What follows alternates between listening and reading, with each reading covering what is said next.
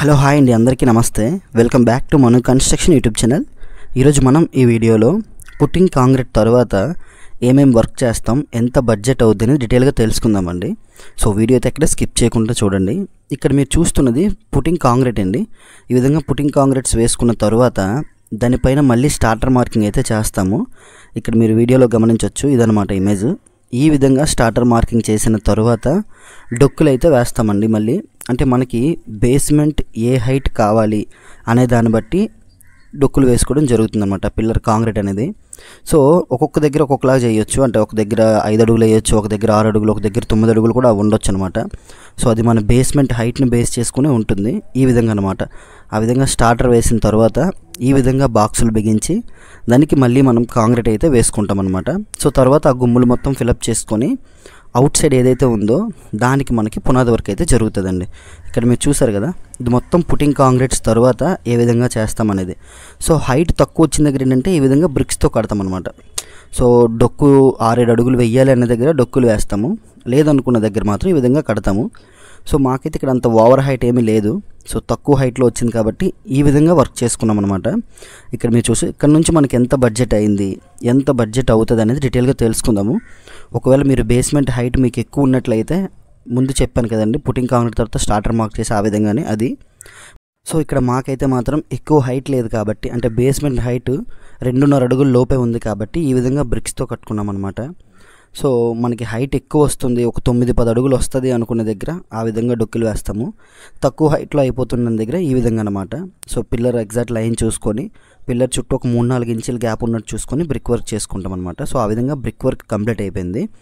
So మనకి basement ఏ హైట్లో కావాలి, అంటే మనకి పిల్త్ బీమ్ ఏ హైట్లో వేస్తాం అనేది చూసుకొని మట్టంగా పిల్త్ బీమ్ హైట్కి టీప్ లెవెల్ పెట్టి వేసుకోవాలండి. సో ఆ విధంగా డొక్కిలు వేసుకున్న తర్వాత, డొక్కిలు కానీ ఇటుక బడ్డలతో కానీ ఆ విధంగా అయిపోయిన తర్వాత మనకి చేసే వర్క్ ఏంటంటే పునాది కట్టడం అండి. అంటే సైట్ అవుట్ సైడ్ మొత్తం పునాది కడతాం కదా, అదనమాట. సో ఈ పునాది కట్టిన దాంట్లో కూడా 2 విధాలుగా ఉంటుంది. కొంతమంది గ్రౌండ్లోనే పిల్త్ బీమ్ కంటిన్యూ చేసేసి బ్రిక్ వర్కే మనకి బేస్మెంట్ ఏ హైట్ కావాలో ఆ హైట్ చేసుకుంటారండి. సో మరికొంతమంది ఏంటంటే ఆ విధంగా డొక్కిలు వేసుకొని మనకి బేస్మెంట్ హైట్ కావాల్సిన హైట్కి పునాది చుట్టూ కట్టుకుంటారనమాట. సో ఓన్లీ అవుట్ సైడ్ అనమాట, చుట్టూ అవుట్ సైడ్ పునాది కట్టుకొని దాని లోపల మట్టి ఫిల్లింగ్ అయితే చేసుకుంటారండి. ఈ విధంగా ఇక్కడ మీరు చూసారు కదా పునాది, ఈ విధంగా అనమాట. పిల్లర్స్ అన్నీ సెంటర్లో ఉంటాయి, చుట్టూ ఈ విధంగా చేసుకుంటారు. సో మాకు ఇక్కడ ఏంటంటే పునాది ఏమీ కట్టలేదు, చెప్పాను కదా మీకు పునాది ఉందని. సో ట్యాంక్ దగ్గర మాత్రమే పునాది కట్టాము. సో అది కూడా ఈ జేసీబీతో మట్టి అంతా ఫిలప్ చేసిన తర్వాత కడదాం అనుకున్నామండి. సో ఇక్కడ మాకు ఫిలప్ చేయడానికి ఎంత అమౌంట్ అయ్యింది, జేసీబీ ఎంత అమౌంట్ అయిందని చెప్పట్లేదు, ఎందుకంటే తక్కువలో ఒక 5-6 వేలు అయి ఉంటుంది.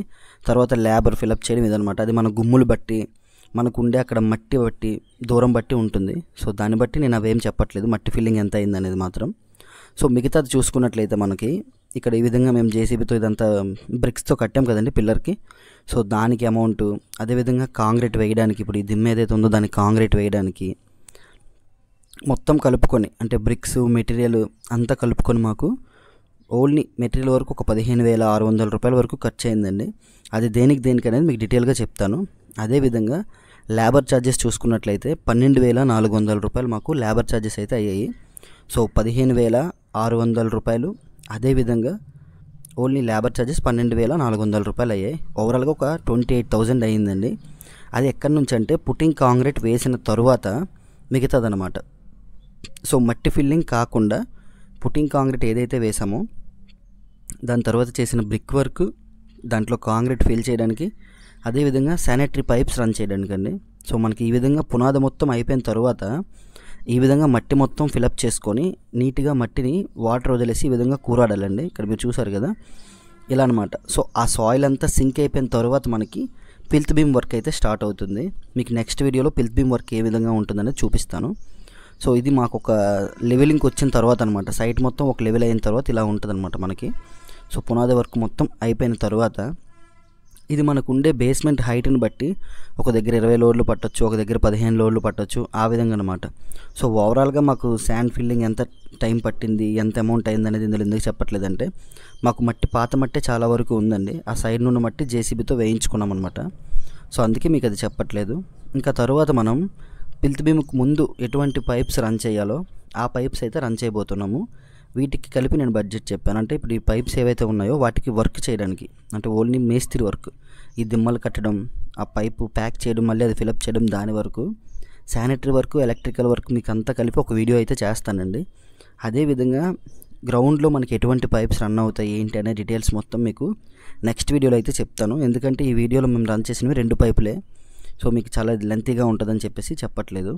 నెక్స్ట్ వీడియోలో మీకు డీటెయిల్గా మేము ఏమేమి పైప్స్ కొన్నాం, వీటి అంతటికి బడ్జెట్ ఎంత అయింది ఏంటి అనేది మీకు డీటెయిల్గా నెక్స్ట్ వీడియోలో అయితే వస్తుంది. ఓకేనా? సో అదేవిధంగా పిల్త్ బీమ్కి ముందు నీట్గా ఆ విధంగా మార్కింగ్ చేసుకున్నాం.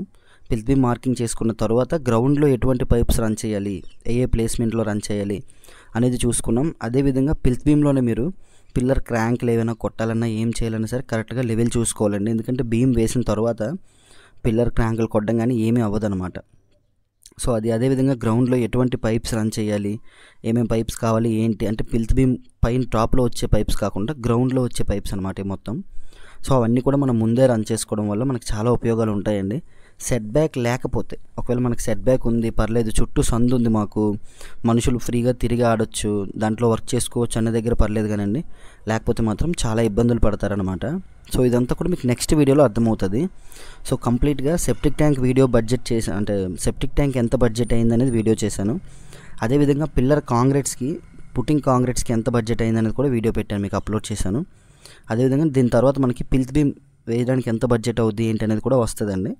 సో దాని తర్వాత మీకు వచ్చే వీడియోలో మీకు పైప్స్ బడ్జెట్ అంతా కూడా నేను చెప్తాను. ఓకేనా?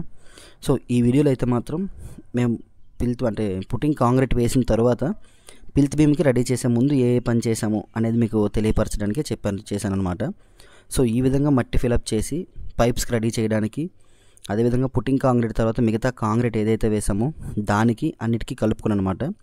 మాకు సిమెంట్ బ్యాగ్స్ ఒక 15 సిమెంట్ బ్యాగుల వరకు అయ్యింది. ఒక 2 యూనిట్ల ఇసుక అయితే ఖర్చు అయింది. 20 mm రాయి అంతా కలిపి ఒక 4,000, బ్రిక్స్ అన్నీ కలుపుకొని ఒక 4,000 రూపాయలు. సో ఓవరాల్గా మాకు అయిన మెటీరియల్ ఖర్చు 15,600. అదేవిధంగా లేబర్ ఛార్జెస్ చూసుకుంటే ఒకరోజు ఆ ఇటుక బిడ్డలు కట్టడం, మరుసటి రోజు వాటిలో పిక్ వేయడం, తర్వాత ఈ పైపుకి గుమ్ము తీయడం, మళ్ళీ ఆ పైపు కింద దిమ్మలు కట్టడం, పైప్ చుట్టూ టీపులకి ఆ విధంగా అనమాట. సో అంతా కలుపుకొని మాకు అయిన బడ్జెట్ 28,000. పైప్స్ అమౌంట్ కాదండి, ఇక్కడ మీరు చూస్తున్నారు కదా, ఈ శానిటరీ వర్క్ కానీ ఇది కాకుండా అనమాట. ఓకేనా? ఇదైతే కిచెన్కి ముందు ఒక హైట్ అనుకున్నాము, తర్వాత కొంచెం హైట్ చేంజ్ చేసామన్నమాట, అందుకే మాకు అక్కడ ఏ విధంగా వచ్చింది. సో కిచెన్ పైప్ కావచ్చు, టాయిలెట్ పైప్స్ మొత్తం అన్నీ కూడా మేము గ్రౌండ్లోనే రన్ చేసేసామండి ఇక్కడ. అది మీకు నెక్స్ట్ వీడియోలో డీటెయిల్గా చెప్తాను నేను, అంటే పిల్త్ బీమ్ అయిపోయిన తర్వాత వీడియోలో నీట్గా మొత్తం మీకు ఎక్స్ప్లెయిన్ చేస్తాను. ఓకేనా? సో పైప్స్ వర్క్ కానీ, అదే పైప్స్ అమౌంట్ కానీ, అదేవిధంగా శానిటరీ వర్క్ ఇప్పుడు ఏదైతే వర్క్ చేస్తున్నారో ఆ అమౌంట్ కానీ మీకు ఇంక్లూడింగ్ కాకుండా ఓన్లీ సివిల్ వర్క్కి మాత్రం పుట్టింగ్ కాంక్రీట్ తర్వాత మాకు అయిన ఖర్చు 28,000 అని. ఒకవేళ మీకు చుట్టూ పునాదులు కట్టి ఆ విధంగా డొక్కులు బిగించి చేసినట్లయితే అక్కడ మీకు పునాది హైట్ని బట్టి చాలా అమౌంట్ అవుతుందండి. ఎందుకంటే చుట్టూ పునాదికే మనకి లేబర్ ఛార్జెస్ కావచ్చు, మెటీరియల్ చాలా ఎక్కువ అవుతుంది. అదేవిధంగా డొక్కిలు వేయడం అదంతా కలుపుని ఎక్కువ అనమాట. సో మాకు ఇక్కడ అడ్జస్ట్మెంట్ పరంగా సైట్ హైట్ని బేస్ చేసుకొని ఆ విధంగా చేసుకున్నాం కాబట్టి కొంచెం అమౌంట్ అయితే తక్కువ అయింది. ఓకేనా? సో నెక్స్ట్ వీడియోలో మనం పిల్త్ బీమ్ టాప్ లెవెల్ అదంతా కూడా చెక్ చేద్దాం. ఓకేనా? సో మేమైతే ఈ ఓన్లీ 2 పైపులు శానిటరీ పైప్స్ అయితే రన్ చేసాము. సో ఇప్పటివరకు వీడియో ఎలా అనిపించిందో తప్పకుండా కామెంట్లో చెప్పండి. So thanks for watching. For more such content subscribe to Manu constructions. జై హింద్. నెక్స్ట్ వీడియోతో మళ్ళీ కలుద్దాం.